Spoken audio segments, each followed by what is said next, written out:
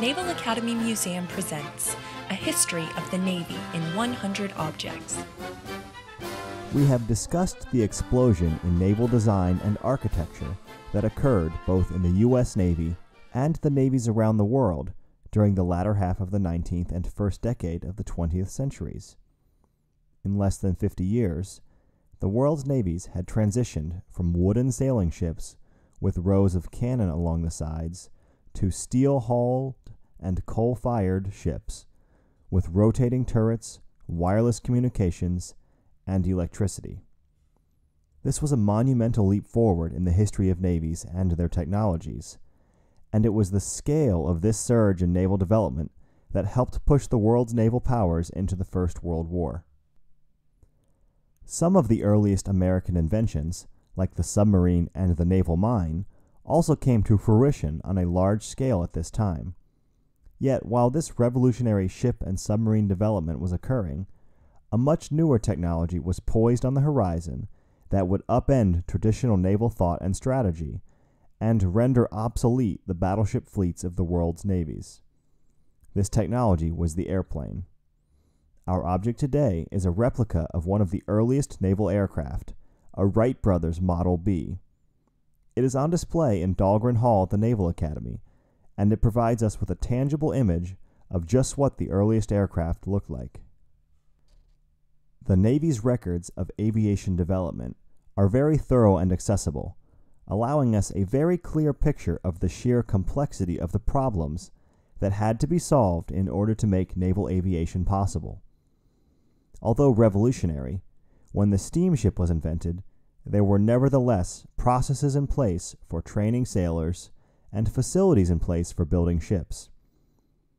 The entire aviation industry, from manufacturing to training to tactics and strategy, had to be built from the ground up. Integrating aviation into the Navy was an added challenge, and a whole new set of ratings and skill sets were developed, some of which were disbanded as quickly as they were developed, like the aviation carpenter's mates, who worked on the early wooden aircraft. Although slightly behind the Army as an institution in the adoption of aircraft, the Navy nevertheless had some visionary thinkers who very early on grasped the value of aviation in the Navy. As early as 1898, naval officers were assigned to investigate the use of the various aircraft designs that were then under development. Aviation visionaries watched closely the developments of the Wright Brothers and Glenn Curtiss, but the institutional Navy as a whole didn't see much use initially for the new technology.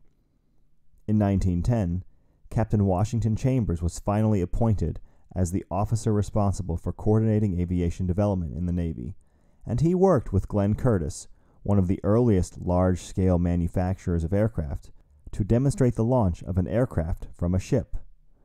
Working with a small team and using private funding, Chambers had a wooden platform constructed on the bow of the USS Birmingham, a scout cruiser located in Norfolk, Virginia.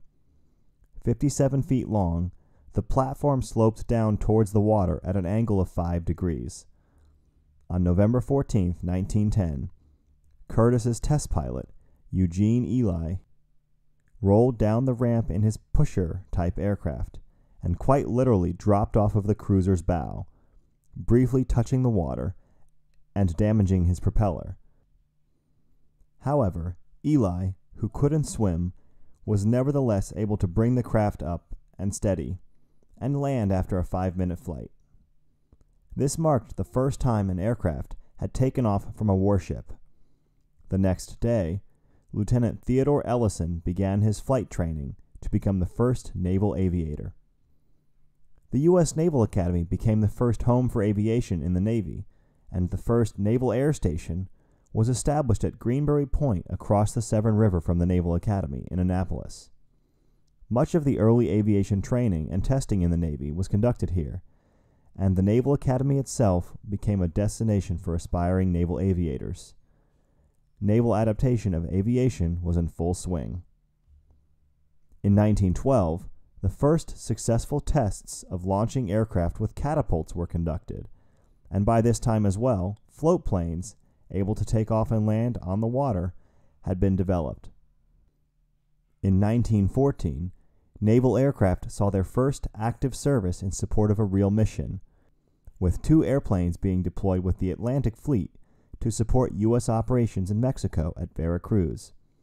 They were used heavily in reconnaissance and support roles. That same year, the Naval Aviation Unit in Annapolis was transferred to Pensacola, Florida, to establish a permanent aeronautic station. They brought with them portable hangars, 7 aircraft, and other flying gear. Pensacola remains to this day the main flight training site for the Navy's aviation programs.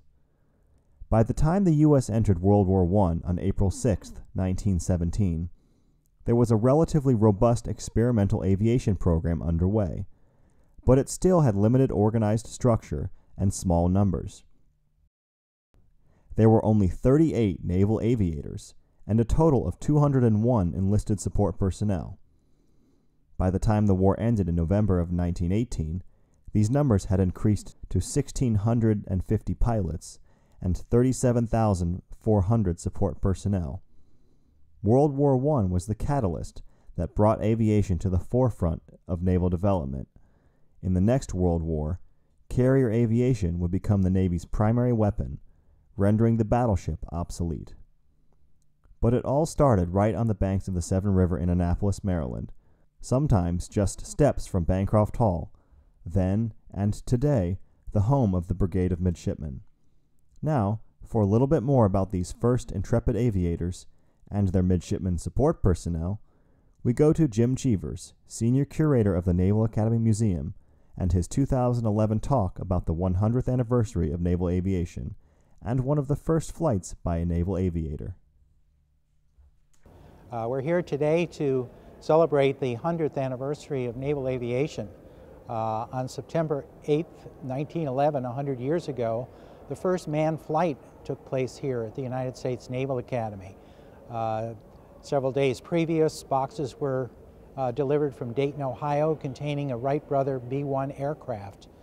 It was assembled inside the new armory here by Lieutenant Rogers and some midshipmen, and on the morning of September 8th, they hauled it out onto Farragut Field, and some midshipmen actually had to tow the plane to help launch it. Lieutenant Rogers, Naval Aviator number 2, flew for about 15 minutes, buzzed the navigation department in the upper reaches of what's now the gymnasium, McDonough Hall, and also the parade field before re-landing on Farragut. He refueled and then flew into Washington. He made 8 additional flights on that day in this aircraft, of which the Replica is sitting behind me. This was a very dramatic event, which surprisingly didn't make it into the local newspaper at that time or into the Naval Academy Lucky Bag yearbook. But we are very delighted to be able to celebrate it at this time. Rogers was Naval Academy class of 1903.